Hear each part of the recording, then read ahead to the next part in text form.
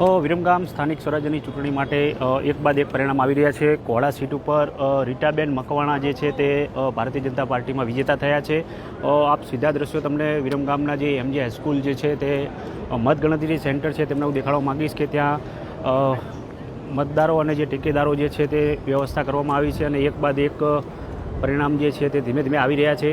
નગરપાલિકામાં પણ અત્યારે હાલ ત્રીજા વોર્ડ જે છે તેની મતગણતરી જે છે તે હાથ ધરવામાં આવી રહી છે.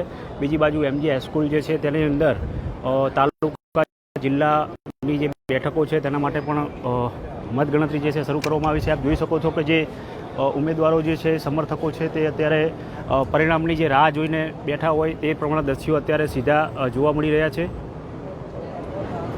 કોળા જે બેઠક છે જિલ્લાની તે પણ હજી પરિણામ હજી આવવાની આતુરતા છે અને જેને લઈને જ આપ જોઈ શકો છો કે સવારથી ચુસ્ત પોલીસ બંદોબસ્ત પણ ગોઠવવામાં આવ્યો છે.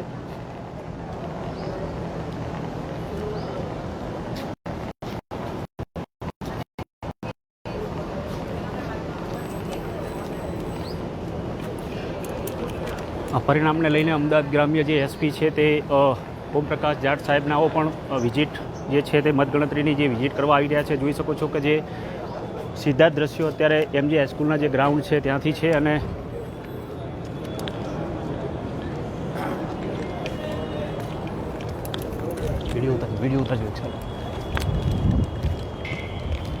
સમગ્ર જે સ્થાનિક સ્વરાજ્યની ચૂંટણીનું જે પરિણામ છે તેમાં હાલ કોઈ અનિચ્છનીય બનાવ ન બને તેને લઈને અમદાવાદ ગ્રામ્ય જે એસપી છે તે પણ હાલ અત્યારે ઘટના સ્થળે છે અને જોઈ શકાય છે કે ચુસ્ત પોલીસ બંદોબસ્ત પણ તૈનાત કરી દેવામાં આવ્યો છે.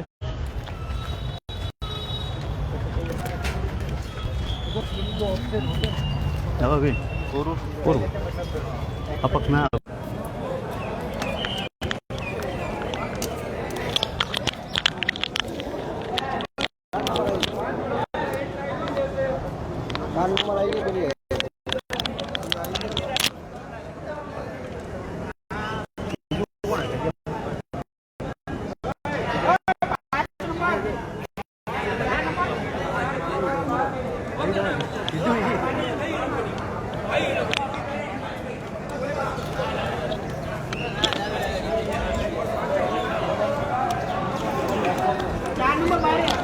ત્રીજામાં શું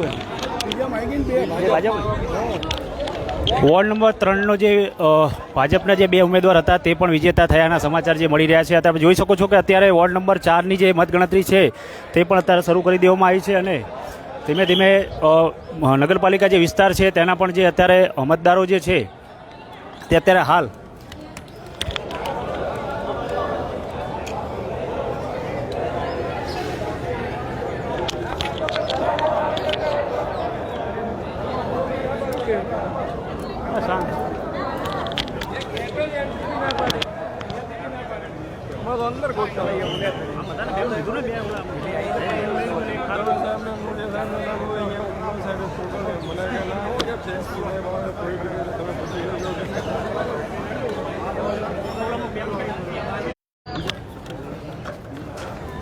ત્રીજામાં ભાજપ 2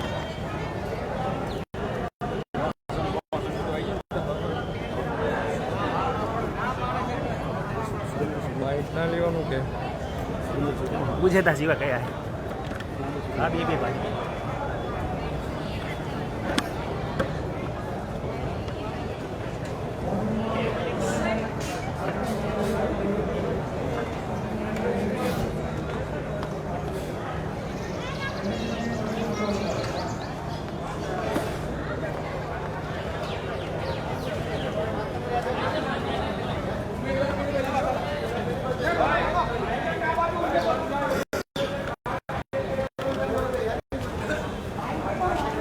આપ જોઈ શકો છો કે વોર્ડ નંબર 5ના જે ઉમેદવારો છે તેને અત્યારે પ્રવેશ આપવામાં આવ્યો છે અને વોર્ડ નંબર 4ના પણ જે અપક્ષ ઉમેદવારો છે તે વિજેતા થયા છે. ભારતીય જનતા પાર્ટીનો કોઈ ઉમેદવાર અહીં જીતી શક્યો નથી. બીજી બાજુ તાલુકાની વાત કરીએ તો ઘોડા ગામની જે બેઠક છે તેમાં ભારતીય જનતા પાર્ટીના મહિલા ઉમેદવારનો જે છે તે વિજય થયો છે અને બીજી તરફ નગરપાલિકાનો પણ જે પરિણામ છે એક બાદ એક આવી રહ્યા છે.